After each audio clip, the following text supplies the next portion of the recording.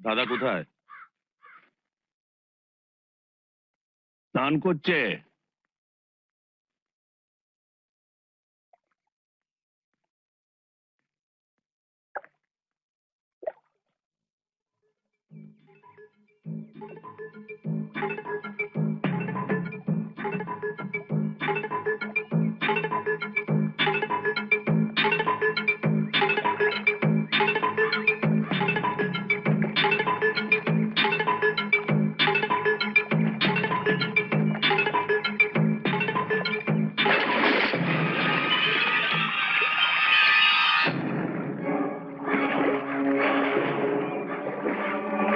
Sir, এই মাসের টাকাটা 1,00,000।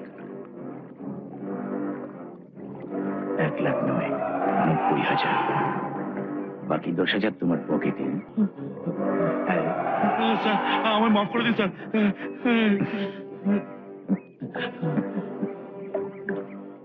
জলের তলায় থাকলেও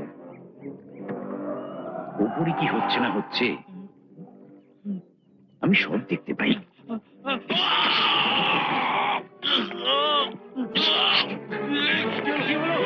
কি হলো কি? ওই তো ওই নড়বলি। হ্যাঁ, চলো প্রসাদ খাই। হ্যাঁ। এই যে আমি প্রত্যেকদিন গঙ্গা স্নান করি, ঠাকুরের প্রসাদ খাই, লোকে ভাবে আমি মহাভক্ত, কিন্তু আমি তো জানি আমি কত বড়।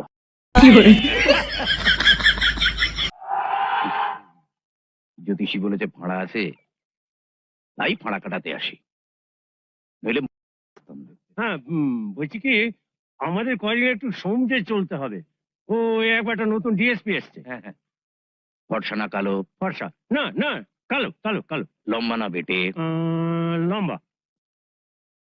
কি খায়? সকালে বিয়ার, দুপুরে রাম, রাতে হুইস্কি। আপাতত আমাদের লোককে খাচ্ছে স্যার। রেটের কথা বলছো? হ্যাঁ,